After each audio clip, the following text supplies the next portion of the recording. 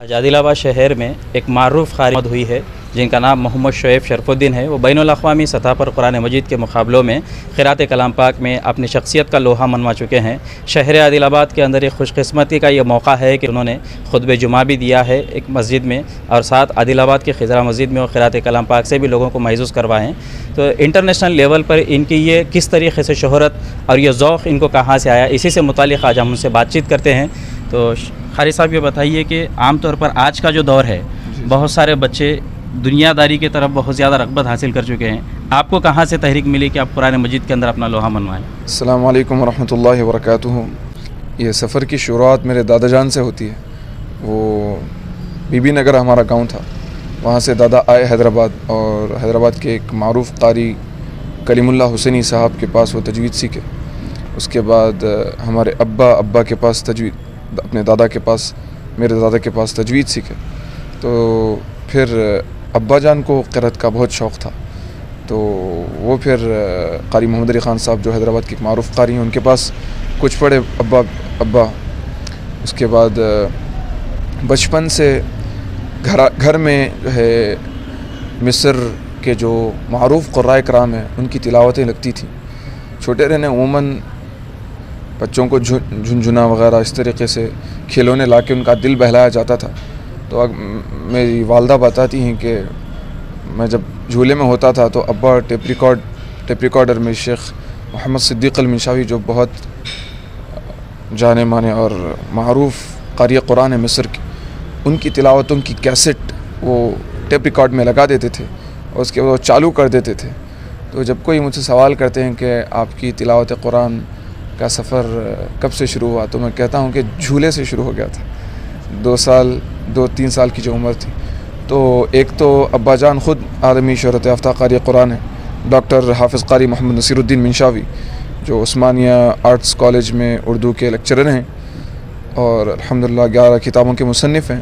بچپن میں انہی کے ہاتھوں پہ میں قرآن مجید مکمل کیا، اس کے بعد انہی سے میں یہ فن سیکھا ہوں، اور بچپن میں ایک ذوق تھا میرا اپنا، تو وہ بچپن سے یہ سفر شروع ہو۔ یہ پہلا موقع کب ملا کہ آپ کو قراءت کلام پاک کے مقابلے کے اندر حصہ لے سکے؟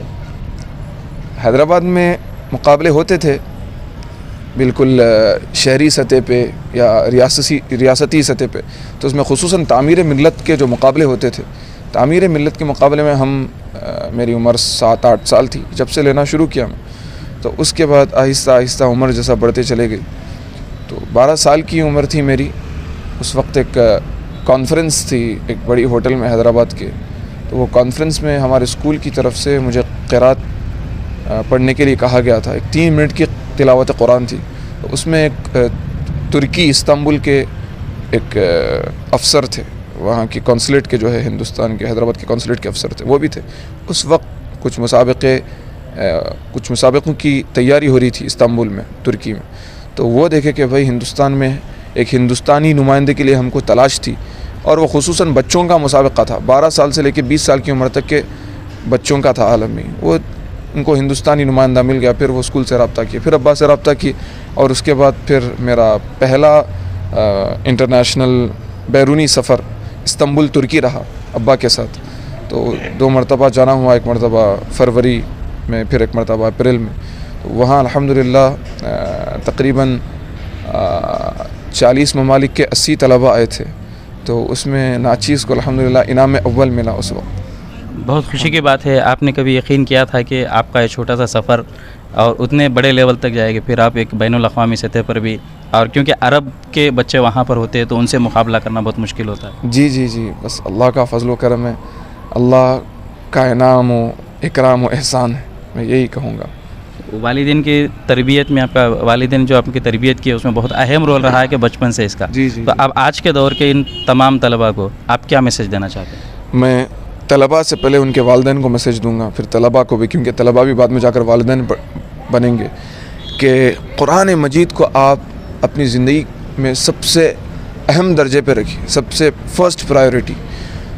اگر لڑکا یا لڑکی 2-3 سال میں بولنا آ جائے تو آپ کو سب سے پہلی فکر یہ ہونی چاہیے کہ میں اپنے بچے کا قرآن مکمل کروا دوں تجوید کے ساتھ، وہ ایک قرآن مکمل پڑھ لے۔ اس کے بعد قرآن ہر طالب علم ابھی جن کو قرآن تجوید سے پڑھنے نہیں آتا ہے ان کو کوشش کرنی چاہیے کہ کوئی اچھے قاری قرآن کے پاس جائے اور ان سے تجوید سیکھے اور قرآن کو صحیح پڑھنا سیکھے. اس کے بعد ضروری ہے کہ اس کو سمجھے, عربی زبان سیکھے. ضروری نہیں ہے کہ عربی زبان سیکھنے آپ کو عالم بننا ہی ضروری ہے, عالمیت کرنا ہی ضروری ہے. آپ ڈاکٹر, انجینئر اور اس طریقے سے جتنے بھی شعبہ زندگی ہے اس میں کام کرتے کرتے الگ پارٹ ٹائم جو ہے دن میں 2 گھنٹے نکالیے, کوئی اچھے استاد کی تلاش کریں, اللہ سے دعا کریں. تو الگ عربی آپ سیکھ لیے تو آپ جو بھی میدان میں ہوں, آپ جب قرآن پڑھیں گے تو آپ کو مزہ آئے گا, گویا آپ اللہ سے ہم کلام ہیں, آپ کو قرآن کے معنی و مطالب سمجھ میں آئیں گے. تو اگر عربی نہیں آتی تو کم سے کم اگر وہ بھی سیکھنے نہیں ہو رہا ہے تو آپ اردو کے اتنے تفاسیر ہے قرآن کے, اصل تو سمجھنا ہے اور اس پر عمل کرنا ہے. کتنے ایسے قرآن ہوتے ہیں, اللہ ہم سب کو بچائے, کہ اچھا قرآن پڑھتے لیکن آخرت میں جانے کے بعد کہا جائے گا کہ سب سے پہلے تم جہنم میں جاؤ. ہے ایسے لوگ, مطلب ان کے تعلق سے حدیث میں ہے کہ جو لوگوں کے دکھاوے کے لیے اور لوگوں کی واہوائی کے لیے قرآن پڑھے, سب سے پہلے جہنم اس سے شروع کی جائے گی, اس میں دہکائی جائے گی. تو ہم سب کو اللہ بچائے, تو اس پہ عمل کرنا ہے. تو اس طریقے سے آپ کی اس تعلیم کے ساتھ ساتھ دینی تعلیم کے ساتھ کیا عصری تعلیم میں بھی آپ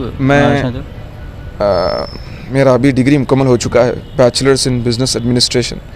تو اس کے بعد آگے ماسٹرز کا بھی ارادہ تھا لیکن قرآن اور حدیث کی طرف زیادہ میرا دل مائل ہو گیا. تو ابھی انشاءاللہ باضابطہ اپنے آپ کو مکمل قرآن اور حدیث کے لیے لگا دینا ہے انشاءاللہ تعالی. اس سوال پر آپ کیا کہیں گے, کیونکہ آج کے دور میں اکثر والدین کا خواہش ہے کہ یا تو بنائے تو صرف عالم حافظ مفتی, یا نہیں بنائے تو دنیا میں بڑی بڑی ڈگریاں لے کر. دونوں تعلیم ان کے اندر ہونی چاہیے, عصری و دینی تعلیم. اس سے آپ اتفاق رکھتے ہیں؟ یہ ایک بہت لمبی چوڑی تفصیل ہے, میں تاریخ میں نہیں جانا چاہوں گا, لیکن پچھلے 200 سال انگریزوں کی حکومت کا اثر ہے یہ جو جملہ وہ کہتے ہیں. تو ایسا یہ شیطان کا بھی وسوسہ ہے کہ بنے تو پورے اللہ کے ولی بن جاؤ, نہیں بنے تو پورے گناہوں کے دلدل میں گڑھے میں پھنسے ہوئے رہو. یہ بالکل غلط بات ہے. عصری تعلیم جتنی ضروری ہے آپ اتنی حاصل کریں, اور یہ بالکل غلط بات ہے. اگر پرائرٹیز ہم سیٹ کر کے رکھیں تو سب کچھ ہو سکتا ہے.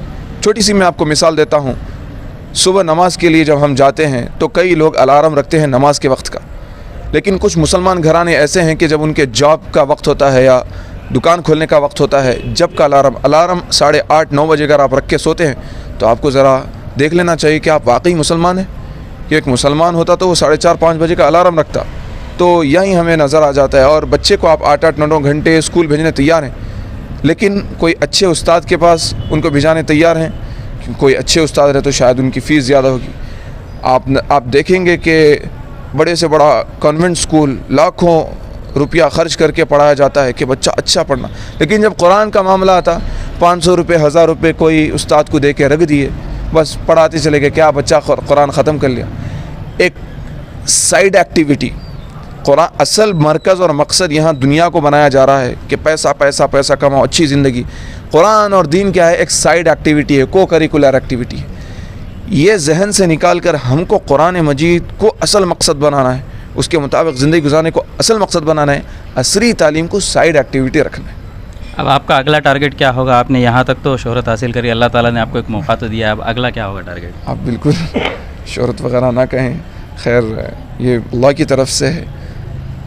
اب میں چونکہ عصری تعلیم ہی میں تھا وہ لائن میں, پھر آگے ماسٹرز وغیرہ کرنے کا ارادہ تھا, لیکن میں انشاءاللہ قرآن اور حدیث کی خدمت ہی اب انشاءاللہ میرا ارادہ ہے. اللہ قبول فرما لے.